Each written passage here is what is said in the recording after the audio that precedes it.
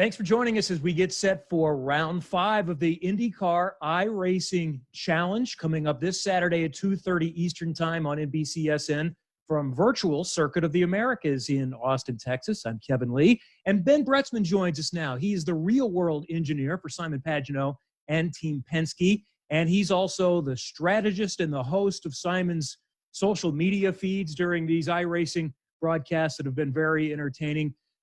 Ben, you guys have already won an IndyCar championship and the Indy 500 together.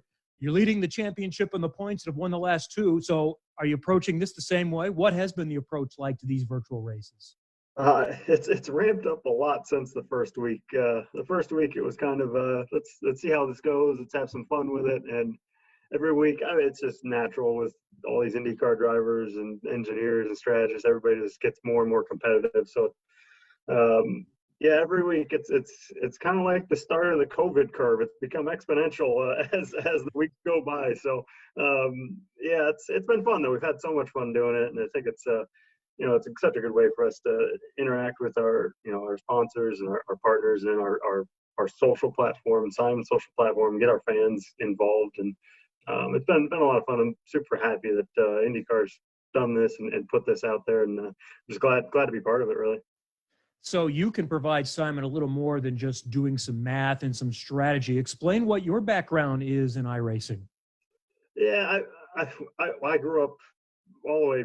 When I was 7, 8 years old. I grew up, racing simulators, and when they were first coming out with Grand Prix and it's NASCAR Challenge and all these things, and used to play Alan Jr.'s game on Nintendo, and so I kind of grew up, doing simulation racing when it was first coming out. And iRacing got started in 2007 and I was lucky enough, I knew some people there and became a beta tester, an early adopter basically of iRacing, and I've been able to watch, how it works and how it evolves for a long time now. And I've been in and out of my usage between how busy my life is and things, but it's been around for so long that I've been able to watch how much it's evolved. It's come so far, and it's such a viable platform now for people to really get on and enjoy driving race cars at all these different circuits they have. I don't think Simon did a lot of this before this ramped up. So his approach, when he mentioned that he's practicing 5 or 6 hours a day, does that give us a little glimpse into what he's like and what his approach is in the real world? Oh yeah. You're getting to see it now. Now you get to see him in the car too during our broadcast for on social media. But he takes everything very seriously. He's very competitive. I think all of us, if you're an IndyCar or any form of sport, right, you're a naturally competitive person. And I think that this is just something else for him to get those competitive juices flowing.